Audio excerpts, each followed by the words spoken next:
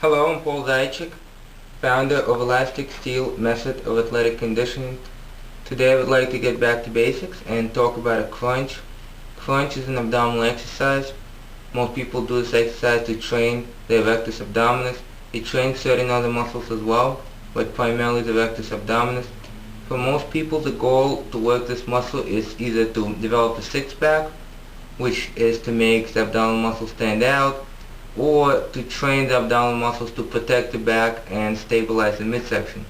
In a very few sports, you have abdominal muscles actually used in a game. For instance, grapplers playing the bottom positions need to come up quickly to break the posture, so they need quick abdominal contraction. However, very often the abdominals should be contracted slowly, keeping the muscles in balance. Okay? Crunch is a good exercise for that, a very basic crunch. Over the years I noticed that a lot of people do not exactly understand how to do the crunch. They see the basic movement, but they do not see certain things, and those things are missed very often. So I would like once again get back to basics and talk about that very basic point, how to do a crunch. Okay? So for a crunch, you lie down on your back. Okay, your knees are bent, your feet are flat. You can keep your hands here, you can keep your hands here behind your head, whatever you like. Okay? Now, a very basic point about a crunch is this. If you come up, the abdominals contract. However, if you come down, the abdominals relax and your body is not completely on the floor. Okay? The reason that happens in a lot of people is that there's a space here. Okay? The fact that the space is here increases the fulcrum up. Okay, so the fulcrum is up here and not down here. Okay, when the fulcrum is this high, you only begin to feel the crunch when you already came up a little bit. So you don't get full range of motion contraction for your abdominals.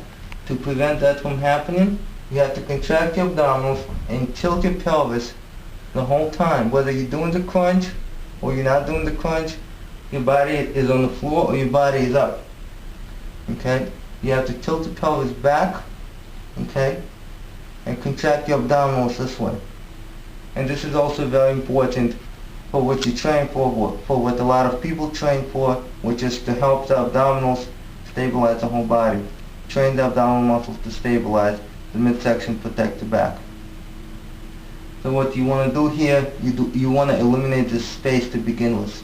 Contracting the abdominals, pressing the small of your back or the lower back into the floor. Keeping this contraction all the time. This by itself is going to get your abdominals to be contracted already. This will also help for your abdominals to work in full range of motion from the floor all the way up. Okay? So from here, contract the abdominals, lower back into the floor, and on the exhale, very slowly come up. And very slowly come down. Okay? Now, if you don't support your neck, that doesn't mean that you're going to injure your neck. Okay? You're going to feel the strain in your neck, but your neck is part of your cervical spine. Okay? So training your cervical spine is important as well. However, if your trainers or instructors tell you to keep your hands behind your head, and they insist, you can do that as well. Okay?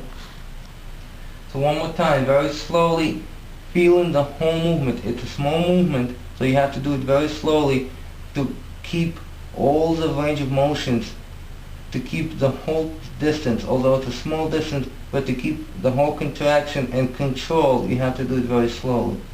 So here we exhale, come up. Once again, make sure this does not happen. If this happens, you're shifting the fulcrum. Okay? Keep your lower back pressed into the floor. Coming up. Coming down. Now there's a tendency to release. Don't release. Now if your neck feels too tight, you can place your head on one side. Stretch the neck for a little bit, turn it to the other side. Stretch your neck for a little bit. Okay, that's a very common problem. And one more thing, the lower back. Very often, if you start to do your crunches this way, you haven't done it this way before, okay, with a posterior tilt, you're going to feel something in your back. And very often people think that they're hurting their back and they rather not do the crunches this way. What really is happening is your psoas is attached to your spine, okay? And this movement slightly stretches your psoas.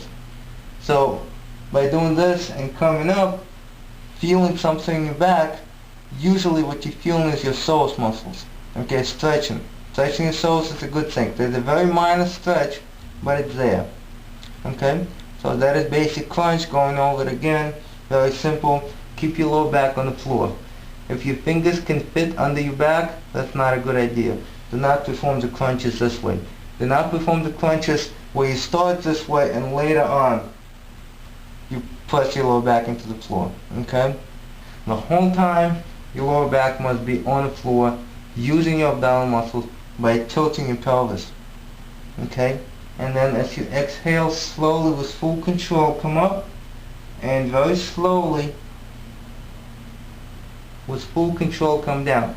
If you do the exercise slowly and if you keep your lower back pressed into the floor, your numbers will decrease. It doesn't matter. Remember, quality over quantity.